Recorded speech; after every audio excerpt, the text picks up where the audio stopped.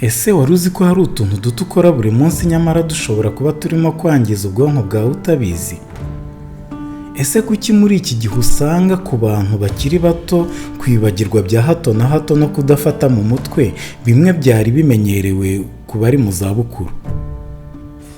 Hari abantu batekereza ko ubwonko bwangirika gusa iyo umuntu ageze mu zabukuru cyangwa iyo arwaye indwara zikomeye, ariko ukuri ni uko hari imyitwarire myinshi tugira buri munsi ishobora kugira ingaruka ku buryo ubwonko bwacu bukora. Uyu munsi rero tugiye kureba ingeso 10 dukora buri munsi zigabanya ubushobozi bw'ubwonko, turebe impamvu ndetse n'icyo wakora kugira ngo urinde ubwonko. Igitabo The Brain That Changes Itself cyanditswe na Dr. Norman Doidge kigaragaza ko ubwonko bushobora kwiyubaka iyo duhinduye imyitwarire. Niba ukunda ibiganiro rero nk'ibi bishingiye ku bushakashatsi, kora subscribe kandi ukande no kunzogera kugira ngo utazacikwa n'ibindi biganiro by'utuntu tw'ubwenge.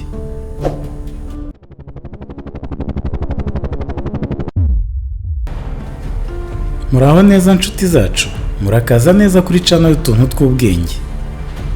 Muri iki kiganiro ugiye kumenya ingeso 10 zishobora kugabanya ubushobozi bw'ubwonko bwawe nuko wazihindura hakiri kare. Noneho reka duhere ku ngeso ya mbere benshi bakora batabizi. Iyi ngingo dutangiriyeho yumvise neza wasobanukirwa impamvu y'icyo umuco nyarwanda wita kwica umwaku. Benshi muri twe tubyuka twihuta tugahita tujya ku kazi, ku ishuri cyangwa se mu zindi manza, maze ifunguro rya mu gitondo rikibagirana rityo. Ariko se ibyo nta ngaruka bigira? Nyuma yo gusinzira, ubwonko bukenera intungamubiri kugira ngo bukomeze gukora neza. Iyo umubiri ubuze intungamubiri zihagije igihe kirekire, bishobora kugabanya kwibanda ku gitekerezo cyangwa igikorwa byo byitwa concentration, bikagabanya kwibuka no gufata ibyemezo neza. Igitera ikibazo si uko gusiba iryo funguro cyangwa breakfast cyangwa petit déjeuner, ahubwo nuko iyo bigumyeho bibuza umubiri n'ubwonko kubona intungamubiri zihagije zikenewe mu gutangira umunsi neza. Niyo mpamvu inzobere zitugira inama yo gutangira umunsi n'ifunguro rifite intungamubiri, kabone n'iyo ryaba ari rito, nko gufata igi, avoka, ikivuguto cyangwa igikoma byafasha cyane. Ingeso ya kabiri ni ukudasinzira bihagije. Hari igihe utaramana n'abandi, wasezera ugiye kuryama, bamwe bakumva ko babihirije igitaramo ko kuryama ari nko gupfusha igihe ubusa. Hari n'abavuga yewe bafite ishema ryinshi ko batajya baryama amasaha arenze 4. Ariko se koko ni byiza?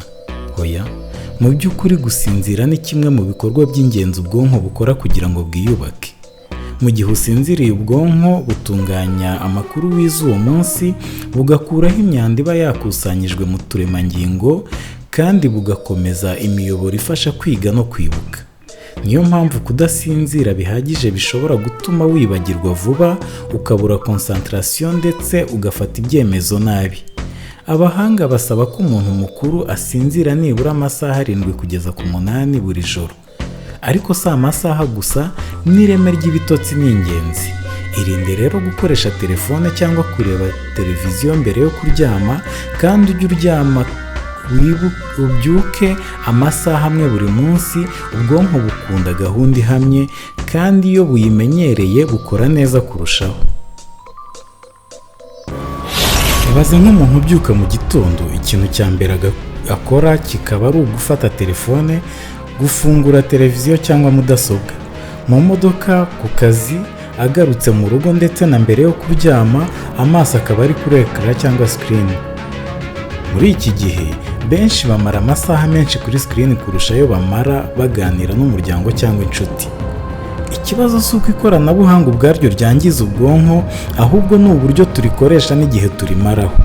Ubushakashatsi bwerekana ko kumara igihe kinini kuri ekara, cyane cyane ku bana, bishobora kugira ingaruka ku myigire, ku gukurikira no ku mikurire y'ubushobozi bwo gutekereza, cyane cyane iyo bisimbura gusinzira, gukina cyangwa gusoma.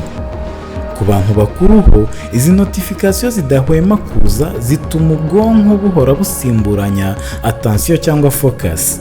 Ibi bigatuma kwibanda ku kintu kimwe cyangwa concentration no kwibuka bigabanuka. Niyo mpamvu gukoresha ekara igihe kinini cyane cyane mbere yo kuryama bishobora guhungabanya imikorere rusange y'ubwonko. Nyabuna byirinde urengera ubwonko bwawe. Ingeso ya kane ni ukutanywa amazi ahagije. Hari igihe umuntu yumva ananiwe, umutwe ukamurya cyangwa akumva adashobora gutekereza neza cyangwa kwita ku kazi arimo gukora. Abenshi muri iki gihe bihutira kunywa ikawa cyangwa za energy drink. Ariko rimwe na rimwe ikibazo kiba cyoroshye cyane kurusha ibyo, kuko aba ari ukubura amazi k'umubiri. Abantu benshi bibagirwa ko ubwonko ari kimwe mu bice by'umubiri bikenera amazi cyane. Iyo umubiri utangiye kubura amazi nubwo yaba ari make, ubwonko butangira gukora nabi. Ubushakashatsi rero bwerekana ko kubura amazi mu mubiri cyangwa dehydration bishobora kugabanya ubushobozi bwo kwibanda ku gitekerezo cyangwa igikorwa, bimwe twita concentration, bikagabanya kwibuka ndetse no gufata ibyemezo. Niyo mpamvu hari igihe umuntu yumva ibitekerezo bye bisa n'ibyicanze, akumva ibintu byamuvunnye kandi nta kazi gakomeye yakoze. Ikindi abantu benshi batajya banatekerezaho nuko inyota ubwayo aba ari ikimenyetso cy'uko umubiri watangiye kubura amazi.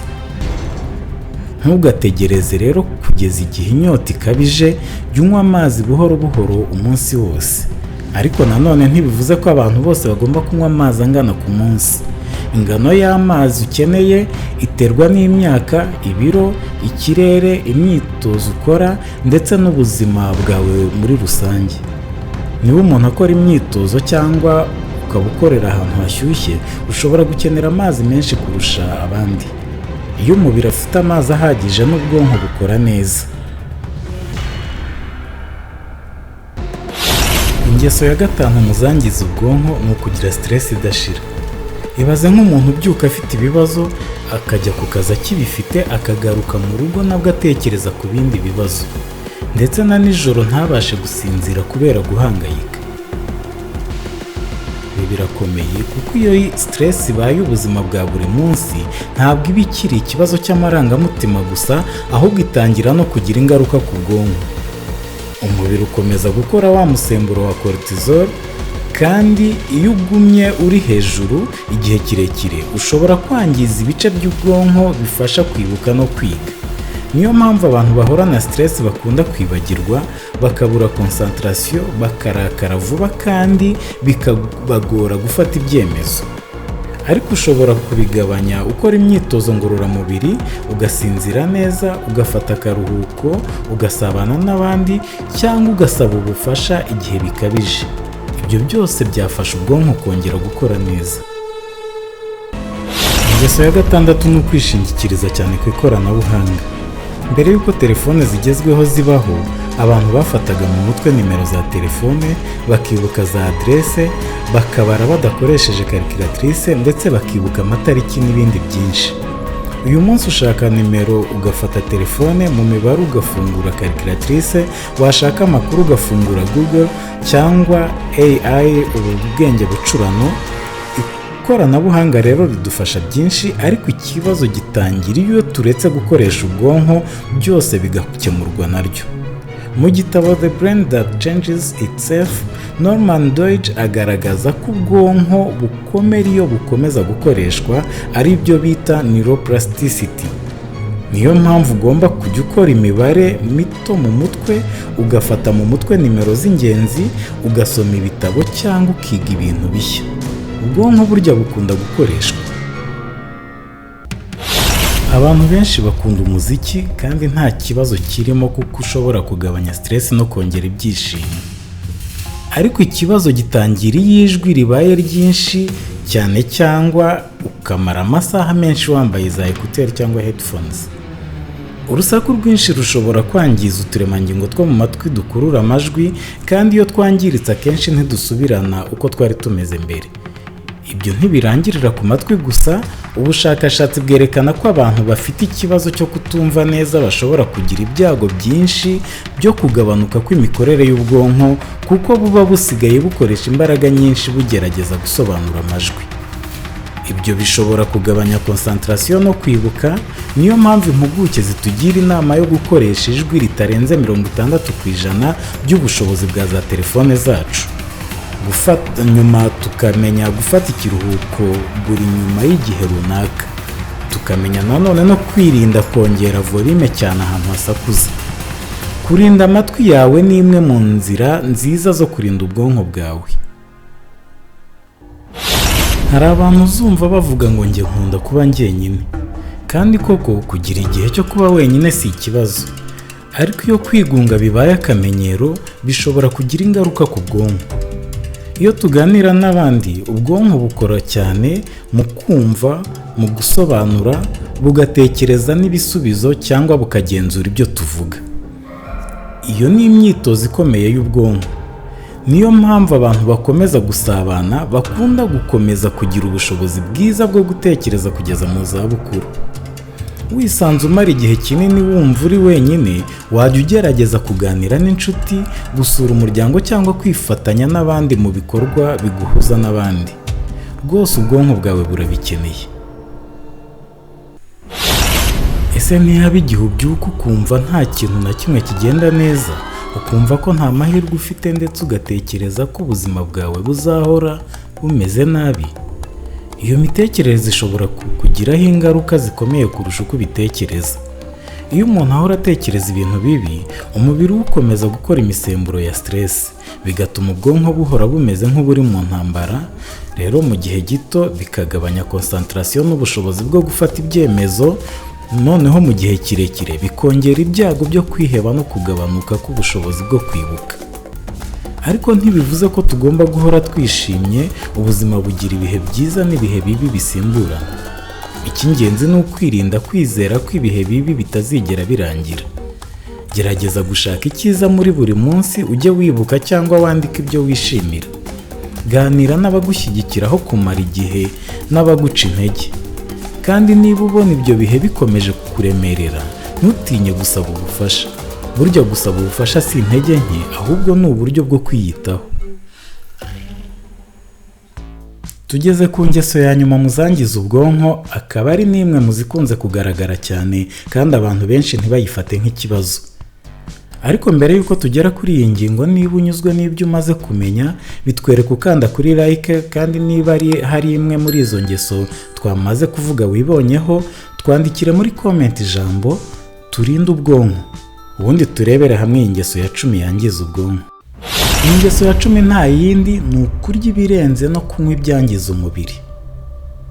Abantu benshi batekereza ko ubwonko bukenera gusa gusoma no gutekereza, ariko bakibagirwa ko n'ibiryo turya buri munsi ari byo bwubakiraho. Ubwonko bukenera intungamubiri zitandukanye kugira ngo bukore neza. Bugakenera amavuta meza, proteine, za vitamine, imyunyungugu n'izindi ntungamubiri ndetse n'amazi nk'uko twabibonye. Ariko iyo umuntu ahora arya ibiryo byinshi cyane cyane ibyuzuyemo amasukari, ibinure byinshi byatunganyijwe mu nganda cyangwa ibinyobwa birimo isukari nyinshi, bishobora kugira ingaruka ku buzima bw'umubiri n'ubw'ubwonko. Indyo nk'iyi ishobora kongera ibyago byo kubyibuha, kongera ibyago bya diyabete n'indwara z'umutima.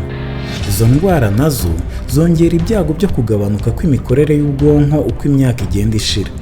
Uzasanga umwana wiririye iyi ndyo yuzuye yacu ya Kinyarwanda, ukamurinda ibi binyabazungu byuzuyemo amasukari akurana ubwenge pe. Ikindi ni inzoga n'itabi. Abahanga bamaze igihe kinini bagaragaza ko kunywa inzoga nyinshi no kunywa itabi bishobora kwangiza uturemangingo tw'ubwonko no kongera ibyago by'indwara zitandukanye. Niyo mpamvu rero kurya indyo iringaniye, ukagabanya inzoga, ukirinda n'itabi biri mu ngamba z'ingenzi zo kurinda ubwonko. Inshuti zacu rero, nk'uko tubibonye, ubwonko ntibwangizwa n'ikintu kimwe gusa, ahubwo bwangizwa n'ingeso ntoya dukora buri munsi. Ariko inkuru nziza ni uko ubwonko bufite ubushobozi bwo kongera kwiyubaka igihe dutangiye guhindura imyitwarire yacu. Ntidutegereze rero ejo cyangwa umwaka utaha, dutangire uyu munsi. Mu kiganiro cy'ubutaha tuzarebera hamwe imyitozo 10 yoroshye ifasha abantu barengeje imyaka 35 kugumana ubuzima bwiza. Niba iki kiganiro cyakugiriye akamaro, kanda like, ukore share, unagisangiza abantu bose, maze ukomeze gukurikira utuntu tw'ubwenge. Murakoze tuzongera kubonana mu kindi kiganiro. Mugire ubuzima bwiza.